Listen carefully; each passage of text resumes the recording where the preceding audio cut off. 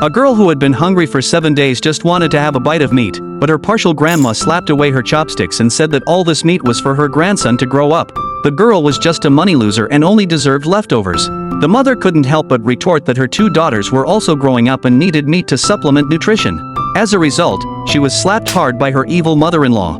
The mother-in-law angrily shouted that if she dared to say more, she would beat her to death. Just then, the college admission letter for the eldest grandson arrived. After seeing it, the grandma and father thought even more that what they had done was not wrong. And the father was even more excessive. He actually proposed to sell the house where the 2 daughters lived.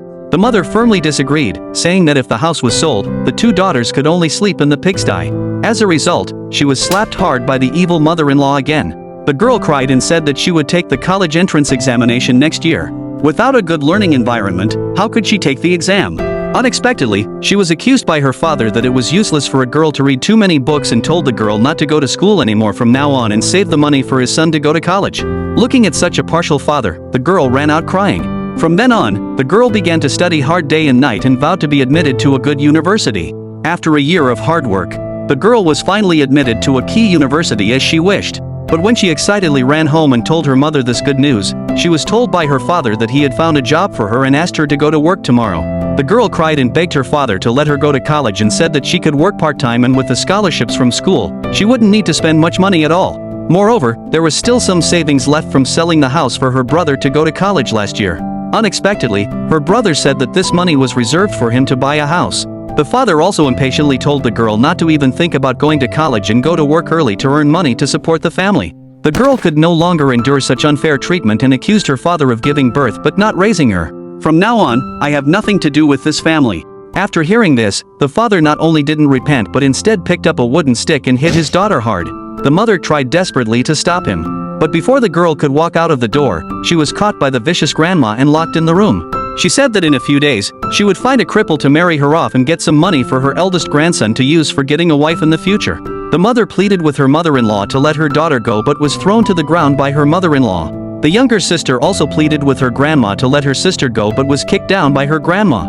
The father even threatened the mother that if she dared to secretly let the girl go, he would break her legs. Then he gave his son $10,000 and asked him to take his girlfriend out for a trip. Looking at the ugly faces of this family, the mother decided not to endure in silence anymore. So that night, she secretly let the girl go and gave all the only $200 she had to the girl and told her never to come back. But the girl was worried that if she left, her mother and younger sister would be beaten. She refused to leave no matter what. Seeing that her mother-in-law and father were already chasing after them, the mother pushed the girl into the car and urged the driver to drive quickly.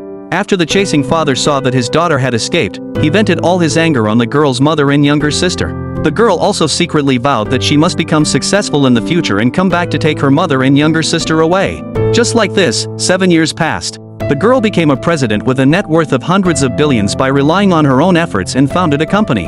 In order to let more girls who are persecuted by their families like herself be able to go to school as they wish, she did not hesitate to invest in building schools. Unexpectedly, she learned from her assistant that her grandma was holding her 70th birthday party at home, and in order to collect betrothal gifts for her grandson, she was going to marry her younger sister to the local bully. After hearing this, the female president immediately set off to rescue her sister. At this time, the girl's mother was being brutally abused in order to prevent her younger sister from marrying the bully.